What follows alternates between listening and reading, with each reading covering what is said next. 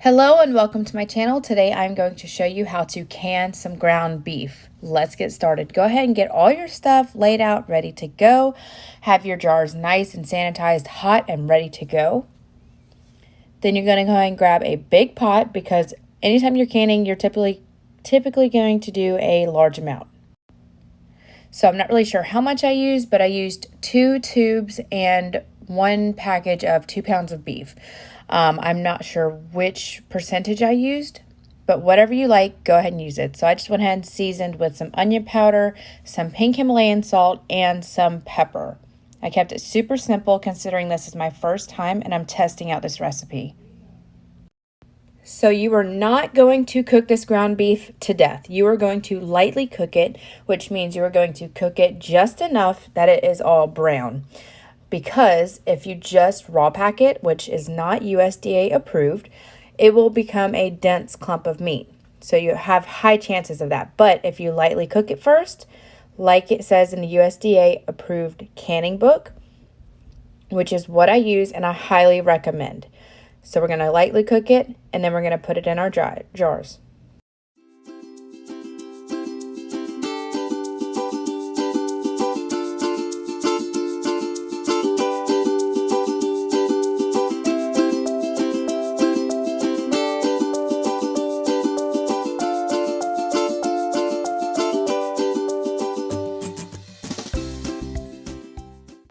So I went ahead, cooked it well, and now I'm straining it with a strainer spoon, keeping it super light and not having it dense and laid down with a bunch of grease. So I am going to go ahead and reuse that grease to cook the next batch. Like I said, I am cooking a good bit. I actually could have cooked more.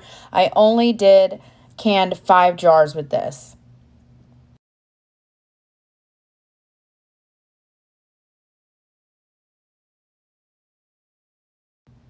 Then once you have all your meat cooked, you're going to go ahead and get your pot and get your jars out of there. Go ahead and take the water out of them and set them on a towel. Do not set them on a counter. It's just best to have everything laid out on a towel ready to go. So you're going to carefully take these out into the water and get it ready to put some meat in.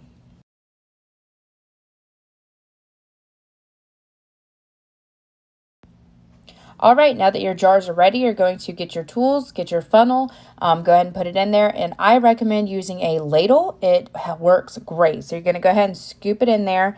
And then I used a butter knife, but you can use whatever tool you have to get the air bubbles out and to not cram it in there, but to make a little bit more room so you can put plenty in it. I put it just under the ridge of the jar.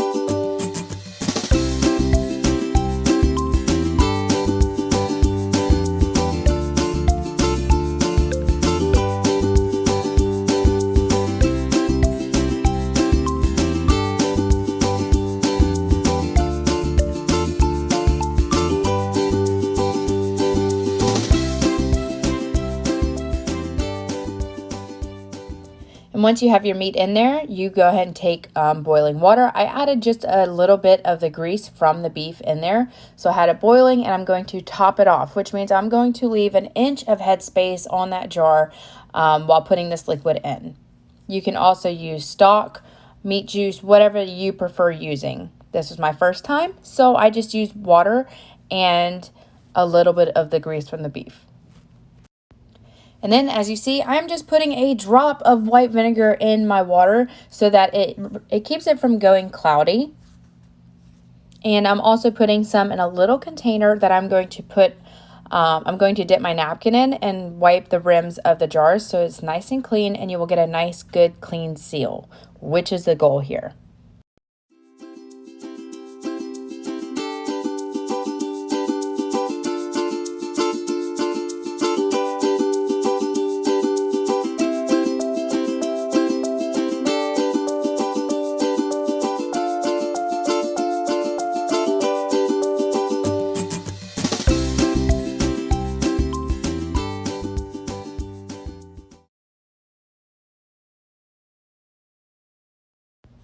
And then I go ahead and take my little magnet stick and put the lids on ever so carefully. I try not to touch it because I have washed and sterilized them. So I'm going to put it on each jar, get it ready. And then once I get my rings, I'm going to do it finger tight. So I'm not going to screw the lids on super, super tight, just finger tight ever so slightly. You will see how I go back and I check every single jar.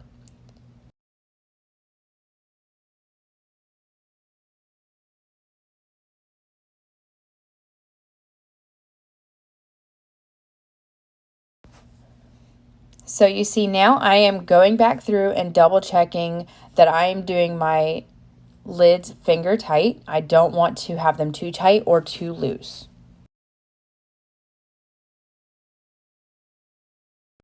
Put your jars in. Make sure that you put enough water that it goes up to your knuckle in your pressure canner. And make sure that you have the metal piece that goes inside. That way your jars are not touching the bottom of the pot. Otherwise, you have a huge chance of your jars just all combusting from touching that heat like that.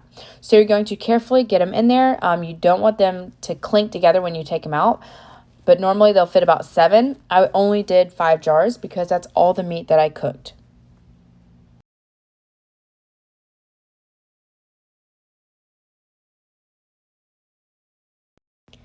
Now you're going to put your lid on. Make sure that those little knobs are nice and tight. You want to go through and check it twice. I like to check mine real well.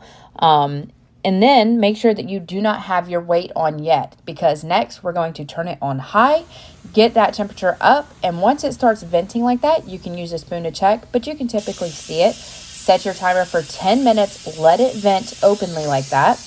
Then